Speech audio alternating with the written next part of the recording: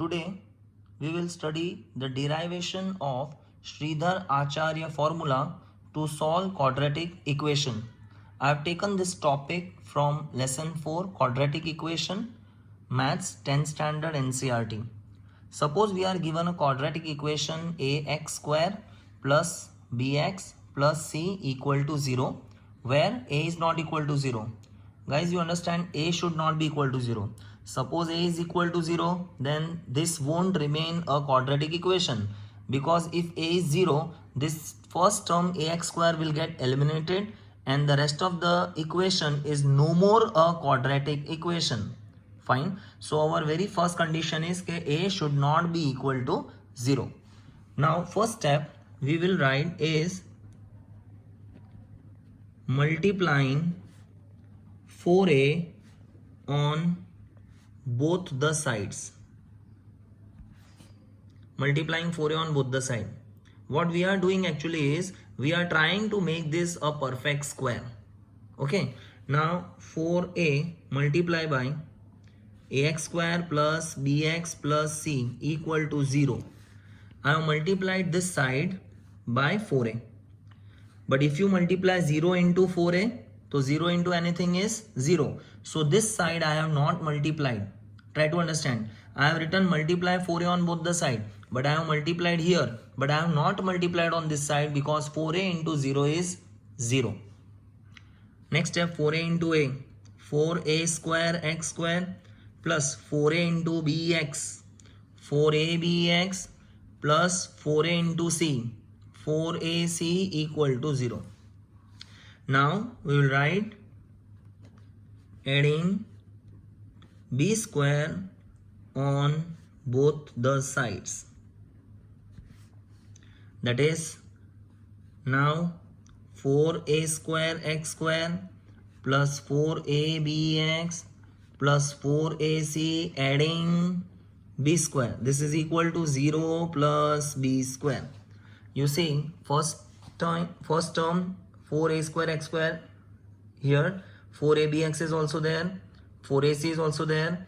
I have added b square on left hand side, so on right hand side 0 plus b square, adding b square on both the side. If you add on both the side, value does not change.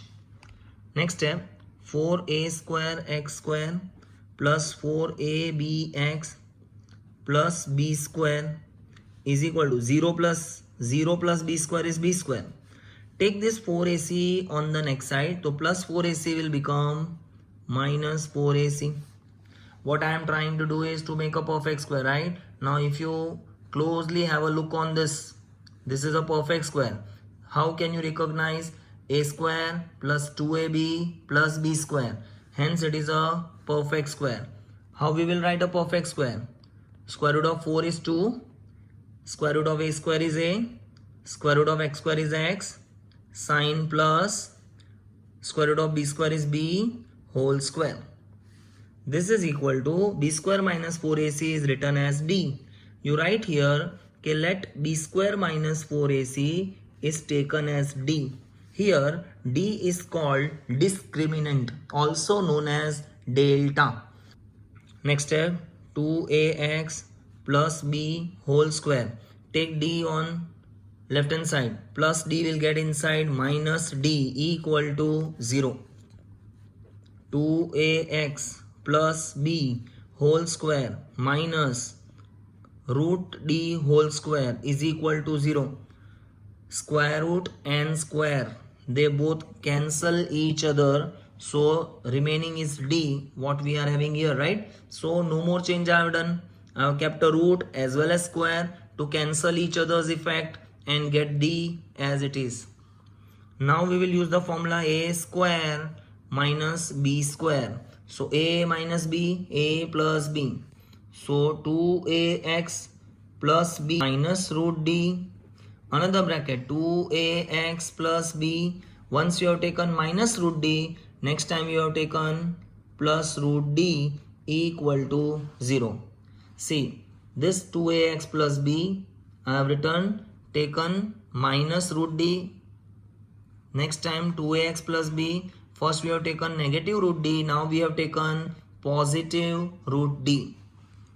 Each bracket will be equated to 0. 2ax plus b minus root d equal to 0, or second bracket 2ax plus b plus root d equal to 0. Now 2ax is equal to plus b will go on another side, minus b, minus root d will go that side, plus root d. Next step, x is equal to minus b plus root d upon this 2a will come here. Okay, similarly we'll solve this one. 2ax is equal to plus b will go that side, minus b plus root d will go that side, minus root d. Now this 2a will go in divide. So now x is equal to minus b minus root d upon 2a. Generally these are the two roots of any quadratic equation. We are giving the name one as alpha, minus b plus root d upon 2a. Another root we are giving the name beta, minus b minus root d upon 2a. One more thing you have to remember is where d is what? Here you are writing d. What is d? So d is nothing but we have taken here, right?